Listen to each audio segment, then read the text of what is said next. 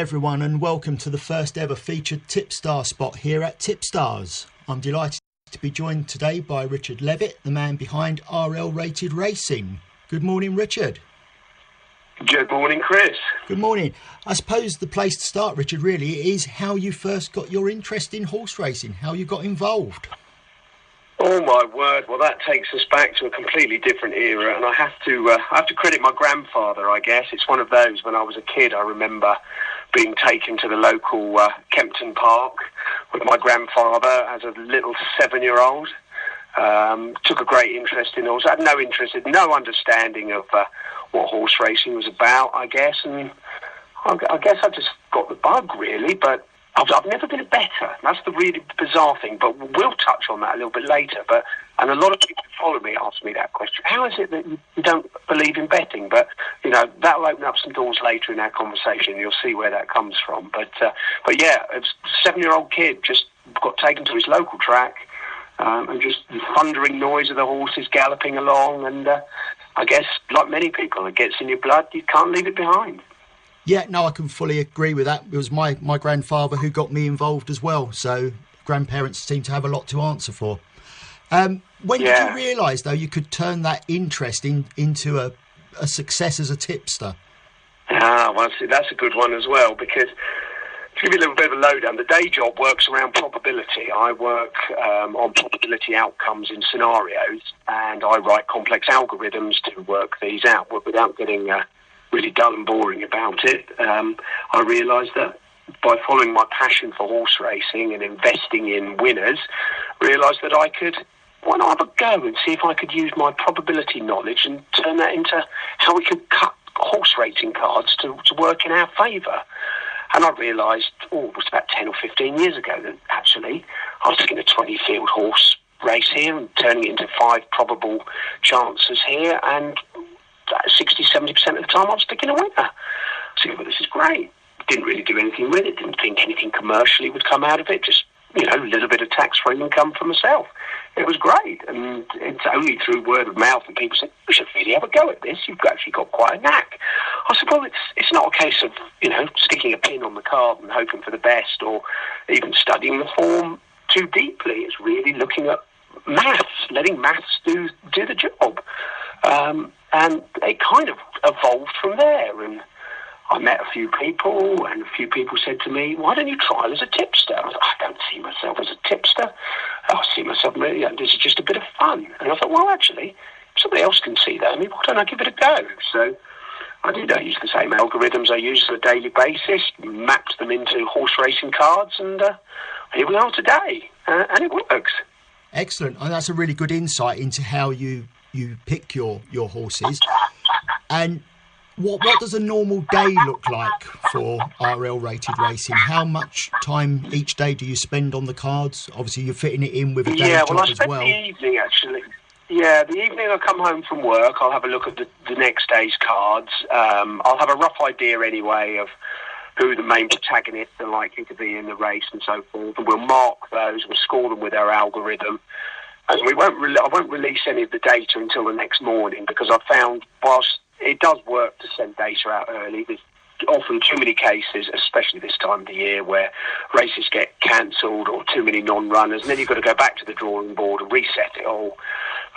And so I'd rather just do it first thing in the morning. And I would say on average I'd probably spend a couple of hours tweaking it before it goes out. I'd love to say it's my full-time job. It isn't, but about a couple of hours, Chris, and we've got enough information out there to hopefully give members an insight into what our thinking process is behind our selections, and hopefully bag them a couple of winners in the process.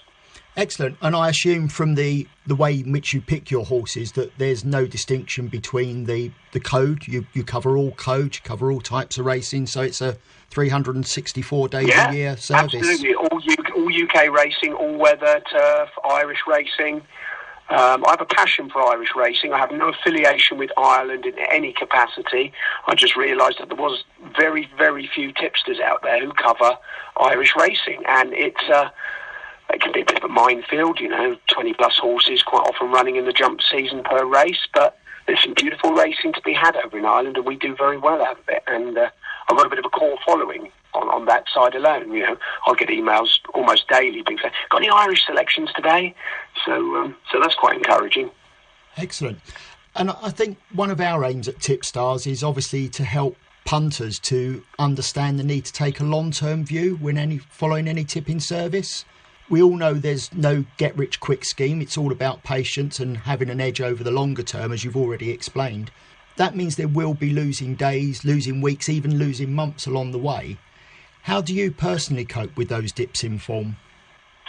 Well, I think you have to accept that it's part of the beast, really, that, as you've already outlined, that losing runs will happen, regardless. However good you are going to hit the buffers and a losing run's going to happen. But you equally know that you're going to have, if you set your bank correctly and you correct bank management, that you're going to be able to ride this out and you will turn it back into the black. They happen all the time. I mean, we're on one at the moment. January's been a bit of a rough month. I think our longest losing run to date is about 25, which is a significant amount. But as I say, if you set your betting bank accordingly, you can ride those runs out. So, and it is all about the long term. It's about patience. It's having the due diligence to realise that following anybody is never going to be a get-rich-quick scheme. And if you haven't set yourself up properly, or you don't have the discipline to ride those out, then it isn't for you. It's as simple as that. Yeah, I mean, betting banks are crucial, and I think people really need to understand how crucial they are to successfully following any service. But on that note, I get the feeling that one of the biggest issues for you and any tipster is the speed with which subscribers will jump ship as soon as you hit a losing streak or a dip in results. So do you find that the biggest issue you have to manage, or are there other areas you find equally difficult to manage with members? That's always going to be the biggest issue, because I think the problem is, and it's very much the nature of the industry, a lot of people will jump on board thinking that we're going to be the next best thing, we're going to solve all their problems, and I'm suddenly going to turn their £500 betting bank into £500,000 in a week, and everything's going to be happy days. And we all know in reality that that's never ever going to happen, and they don't have the discipline to follow it, so they do jump ship. Literally, I've seen people come on board for a 1 week trial, and they said, "Well, I only made £25 at the end of the week. We only spent £1, so that's a pretty good investment in itself." Yeah, absolutely. And then they say, "Well, it's not for me."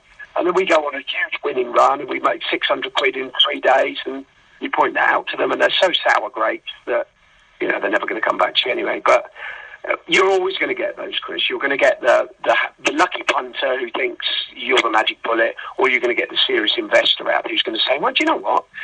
He's not going to make me rich, but that's another £250 from his portfolio. If I add that to my other 5 or 6 portfolios that are giving me the same return on investment, it's not bad tax-free income every month." That's the people that I hope to have on board, but equally accept that there's always going to be those that come and go. It's the nature of it, Chris. I accept it. Yeah, and you're absolutely spot on. I think, it is about discipline. It is about people understanding that you have to manage it in such a way as to make it successful. On a more positive note, though, do you have a standout moment in your time as a tipster? Do I have a standout time as a tipster? What, in the sense of how I feel about picking winners, or anything specific in what I do? Yeah, just how do you mean? Any standout moment where you've had a particularly good pick, a good run, some comments that you've had back from people, something that stands out in your mind as being, that was a really good point in time as a tipster. Yeah, well, we did. I'd say back in May, it sounds a while ago now, we had a very, very good run. I think we went 17 winners in a row. Not short price favourites, a couple of long shot each ways that came in, and we were looking to be heading for a losing month, and not a lot. I think it's about 2 or 3 point loss for the month. We turned it round into about a 65 point win for the month just in the last couple of days. Scary seat of the pants stuff, but the comments that I got back from people on emails were saying that's brilliant, fantastic stuff. You'd said all along, have patience, because this is what happens when we get a losing run. I do say to people, look, keep the faith. There's 2 selections here today. I'd love it if both are going to come in, but mathematical probability tells me that we're only going to get one of the 2. I know which one of the 2 I prefer, but we have to accept. We've set the bank accordingly. We know we're going to just keep trickling along. And then I get that core set of people who say, it was worth sticking with you all along. And that's what makes me do it at the end of the day, because I think, I want to beat the bookie as much as anyone else. I'm not out there to take him to the cleaners. But at the end of the day, if we can all just get a little bit out of our hard-earned, then it's all very good. But yeah, I get the odd email from people who will say, you couldn't tip a wheelbarrow, that sort of thing. But again, you accept that and you just cast it aside. But you're always going to get those, Chris. Those people, I don't know, sometimes they're there for a reason, because they're never going to make a success of anything, so they feel that they have to muddy anything that you do, and the moment you get it wrong, they want to rub your nose in it. But I'm a bit thick skin these days. But yeah, just the odd email every now and again from somebody who just says, you've made my day, or, I managed to get my car. Somebody did write to me, actually, and said, I'm so glad. He said, my son's car blew up or something. I can't remember the exact email. He said, something about his son's car blew up 3 days after he passed his driving test. Wants to get it rebuilt. He said, now I've just managed to buy him a new car with the winnings that I've made this month just by following you for spending 28 quid. Doesn't get any better than that, does it? Excellent. That's what you do it for, isn't it, at the end of the day? So, exactly. You've already told us, Richard, that obviously this isn't your full-time job. You've got a day job as well, and you spend a couple of hours in the evening going through your selections. Do you have time to watch any other sport away from horse racing? And if so, what do you like to watch? My other passions are, well, probably following my children with their sporting prowess is more than my own these days, or even watching my favourite football team, Southampton. Don't go there, we'll move on swiftly. But yeah, my kids are very active. I've got a teenage son who plays for Southampton under-14s at hockey. My daughters are gymnasts, swimmers and divers. So as you can imagine, it's dad's taxi and yeah, just following their ambitions. But yeah, my other passion other than horse racing is very much football, like many other people. And for my pain, I'm a die-hard Southampton supporter. And one day we will win the Premier League, probably before I die. Well, Leicester have done it, and they're not a dissimilar team, are they, in terms of size and everything else? So no, it may happen. Anything's possible. I won't be putting my money on it, though, Richard. I might put it on your horses instead. No, I wasn't going to advise you to do it either, Chris. I suppose, obviously, as a tipster yourself, you obviously speak to a lot of people within the industry. Has there been one piece of advice you've received as a tipster that's really stuck with you, and who did you receive that from? Well, oddly enough, yes, it was actually, and it was from a guy who I can't even remember his name, but at Racing Post. I sent on a Racing Post forum about 2 years ago about saying, how on earth have you come up with some of those selections? I've read your blurb and so forth, and no matter how I do it, I can't see that any of those horses are likely to be in the mix. Well, conversely, the horses that he picked did go on. I think one placed, and I used to scratch my head thinking, now, what has he got that I'm missing here? I'm using this from a mathematical angle, and yes, granted, maths won't win your horse races, but it does narrow the field in your advantage. And I got to think, okay, yeah, he's got a lot of experience. He studied the form. I'm trying to remember his name, Chris. He's quite a famous tipster, but it's one of those that's escaped me now. Anyway, he wrote back to me this really lengthy personal email about saying that I've never had a comment like that from anybody other than saying, the usual thing that your tips are rubbish, etc., all well done, thanks very much.